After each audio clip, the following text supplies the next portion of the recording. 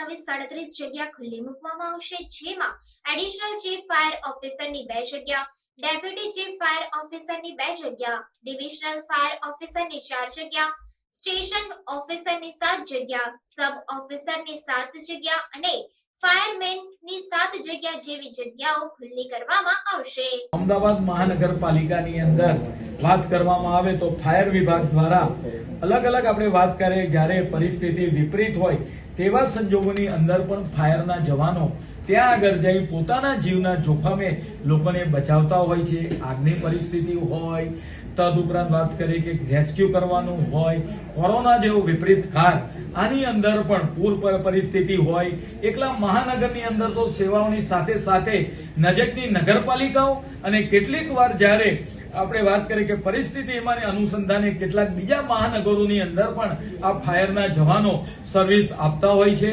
આજની સ્ટેન્ડિંગ કમિટીની અંદર ફાયરના જે મુખ્ય પોસ્ટો છે, તદુપરાંત એની અંદર 67% પ્રમોશનથી અને 33% 2:1 રેશિયાથી બહારના ઉમેદવારને આપણે વાત કરીએ કે એ રીતે સિલેક્ટ કરવામાં આવશે।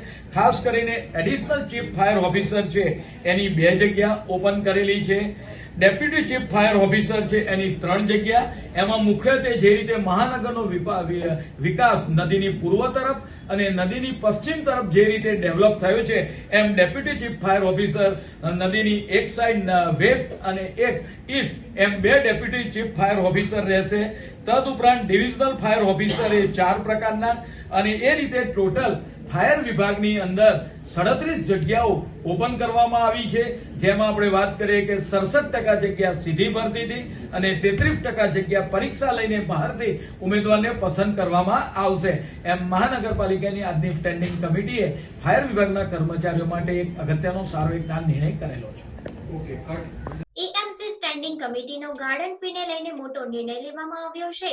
નવા બનેલા મોન્ટે કાર્લો અને સિંધુ ભવન રોડ પરના ગોટીલા ગાર્ડન ફી પોલિસીની જાહેરાત કરવામાં આવી છે। 5 વર્ષ સુધી બાળકોને કોઈ ચાર્જ નહીં, 70 વર્ષથી ઉપર હશે તેઓને ચાર્જ નહીં, શૈક્ષણિક પ્રવાસે આવતા બાળકોને માત્ર ટોકન ₹1 રહેશે, 5 વર્ષથી 12 વર્ષના બાળકો માટે ₹5 રહેશે। બંને ગાર્ડનમાં મુલાકાતીઓ માટે ₹10 ચાર્જ નક્કી કરાયો। સવારે 6 વાગ્યાથી 10 વાગ્યા સુધી ચાર્જ નહીં લેવાય। સવારે 10 થી રાત સુધી વ્યક્તિ દીઠ ₹10 ચાર્જ ચૂકવવો પડશે। આગામી 15 દિવસ બાદ આ ચાર્જનો અમલ થશે। વાર્ષિક પાસ પર 1 માસનું કન્સેશન આપવામાં આવશે। એએમસી દ્વારા આ નિર્ણય લેવામાં આવ્યા છે। નગરપાલિકા દ્વારા સિંધુ ભવન રોડ ઉપર મોન્ટે કાર્લો અને ગોટીલા ગાર્ડન આવ્યા છે। ખૂબ જ સારા પ્રકારના ગાર્ડન આવેલા છે। અંદર અનેક પ્રકારની સુવિધા બાળકો માટે, સિનિયર સિટીઝનો માટે, યોગા કરવા માટે અનેક પ્રકારની લેક પણ અંદર આવેલો છે। સુવિધા સારામાં સારી ત્યાં આગળ કરવામાં આવેલી છે અને એક અદ્યતન ગાર્ડન જેને કહી શકાય, આ બંને ગાર્ડનો સિંધુ ભવન રોડ ઉપર આવેલા છે। મહાનગરપાલિકા દ્વારા ગાર્ડન કમિટી દ્વારા જે ₹10 જે ફી નક્કી કરવામાં આવી હતી, તેની અંદર આપણે વાત કરીએ કે સવારે જે લોકો વોકર્સ આવશે એને સવારના 6 વાગ્યાથી 10 વાગ્યા સુધી આ ફીમાં માફી આપવામાં આવશે। કોઈ પણ જાતનો ચાર્જ લેવામાં આવશે નહીં। તદુપરાંત તેની અંદર પણ અનેક સુધારા કરવામાં આવ્યા છે કે કોઈ ડિસેબલ વ્યક્તિ હશે તેનો ચાર્જ લેવામાં આવશે નહીં। 5 વર્ષ સુધીના તમામ બાળકો છે એને વિનામૂલ્યે પ્રવેશ આપવામાં આવશે। સિનિયર સિટીઝનો જે છે 70 વર્ષથી ઉપરના લોકો, એ લોકોને પણ વિના મૂલ્યે આ ગાર્ડનની મુલાકાત એ પોતે લઈ શકશે। તદુપરાંત જે સ્વાતંત્ર્ય સેનાનીઓ છે, આ સ્વાતંત્ર્ય સેનાનીને પણ વિનામૂલ્યે પ્રવેશ આપવામાં આવશે।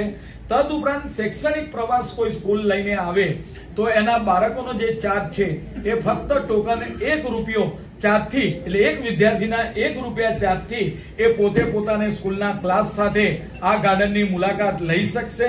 તદુપરાંત 5 વર્ષથી 12 વર્ષ સુધીના જે બાળકો છે તેના માટે અડધી ફી એટલે કે ₹5 રહેશે। તદુપરાંત ઇલેક્ટ્રોનિક મીડિયા, પ્રિન્ટ મીડિયાના મિત્રો જે રીતે બીજા અલગ અલગ કેટેગરીની અંદર ફ્રી જે આપવામાં આવી છે, એમાં મિત્રો પણ ફ્રી તેમાં મુલાકાત લઈ શકશે। ક્યારે તેનું ઇમ્પ્લિમેન્ટ લગભગ 15 દિવસ બાદ આનું તરત જ ઇમ્પ્લિમેન્ટેશન કરવામાં આવશે અને મોટે ભાગે સ્કેનર દ્વારા કે ભાઈ ડિજિટલ પેમેન્ટ, તદુપરાંત કોઈની પાસે આપણે વાત કરીએ કે સ્માર્ટફોનની સુવિધા ના હોય તો એના માટે ટિકિટની પણ વ્યવસ્થા કરવામાં આવશે. આમ બંને ગાર્ડન સારી રીતે સુરક્ષિત ચાલે એ માટે આ નિર્ણય કરવામાં આવ્યો છે. કોર્પોરેટર હવે ખંભાતી કુવા અને પર ક્વોલિટી વેલ અંગે બજેટ આપી શકશે. 5 લાખ રૂપિયા સુધીની મર્યાદામાં કોર્પોરેટર સોસાયટીમાં ફાળવી શકશે બજેટ. અત્યાર સુધી પ્રાથમિક સુવિધાના કામોમાં ફાળવવામાં આવતું હતું બજેટ. સ્ટેન્ડિંગ કમિટીમાં લેવાયો આ નિર્ણય. અમદાવાદ મહાનગરપાલિકાની અંદર મુખ્યમંત્રી સ્વર્ણિમ યોજના અંતર્ગત કોર્પોરેટરો પોતાના મત વિસ્તારની અંદર સોસાયટીની અંદર paver block, RCC road, drainage line, પાણીના કામ તદુપરાંત બાંકડા અને સાઇનબોર્ડ માટે પોતાની ગ્રાન્ટ આપી શકતા હતા. માનનીય મુખ્યમંત્રી સ્વર્ણિમ યોજના અંતર્ગત 80-20 અથવા 70-20-10 પ્રમાણે હવે આજે સ્ટેન્ડિંગ કમિટીની અંદર એક અગત્યનું કામ મંજૂર કરવામાં આવ્યું છે કે પોતાના બજેટની અંદરથી 5 લાખ રૂપિયા સુધીની મર્યાદાની અંદર કોઈ પણ સોસાયટીની અંદર એ પર્કોલેટિંગ વેલ અને ખંભાતી કુવા માટે એ બજેટ આપી શકશે. પરિણામે ચોમાસા દરમિયાન આપણે વાત કરીએ કે આ પાણી જે રોડ ઉપર આવે છે એ પાણી રોડ પર આવે નહીં, જમીનની અંદર સીધે ઉતરે અને જે વોટર લેવલ છે ગ્રાઉન્ડના એ ઊંચા આવે. એટલે માટે આપણે વાત કરીએ કે ગ્રાઉન્ડ લેવલ મહાનગરપાલિકાનું અંદર એ જમીનની નીચે ઉપર આવે એટલા માટે આજે કોર્પોરેટરના જે ગ્રાન્ટનો ઉપયોગ સવિશેષ પર્કોલેટિંગ વેલ માટે અને ખંભાતી કુવા માટે 5 લાખની મર્યાદાની અંદર કરી શકશે. ધારાસભ્ય શ્રીઓ પણ આની અંદર 5 લાખ રૂપિયા સુધીનું યોગદાન આપી શકશે. કોઈ પણ કોર્પોરેશનની જો પ્રોપર્ટી હોય અને સમય મર્યાદાની અંદર એની જે લાયબિલિટી કોન્ટ્રાક્ટરની આવતી હોય તો એ ચોક્કસ કોન્ટ્રાક્ટર દ્વારા એનું રિપેરિંગ કરવામાં આવશે અથવા તો એની પેનલ્ટી કરવામાં આવશે. સામાન્ય રીતે જ્યારે બિલ્ડિંગ નવું હોય ત્યારે એને 2 થી 3 વર્ષ સુધીની લાયબિલિટીની સંપૂર્ણ જવાબદારી જે પણ કોન્ટ્રાક્ટરે જે બનાવ્યું હશે મલ્ટીલેવલ પાર્કિંગ એની હશે અને એની જોડેથી જે પણ ભાગનું થોડું નુકસાન થયું હશે એ ભાગમાં રિપેરિંગ કરાવવામાં આવશે. અંદર 7 ઝોનની અંદર જ્યારે કોઈ પણ વ્યક્તિ પોતાના મકાનનું રિનોવેશન કરાવે, જ્યારે જૂનું થાય ત્યારે એનું રિનોવેશન કરાવતા હોય છે અને પરિણામે ડેબ્રીઝ રોડ ઉપર ઘણીવાર નાખતા હોય છે અથવા તો સોસાયટીના કોઈ ખૂણાની અંદર આ નાખતા હોય છે. તો મહાનગરપાલિકા દ્વારા એના માટે 25 જેટલા પ્લોટ આઈડેન્ટિફાઈ કરવામાં આવ્યા છે. આ નિશ્ચિત કરેલી જગ્યાએ આ ડેબ્રીઝ નાખવામાં આવશે.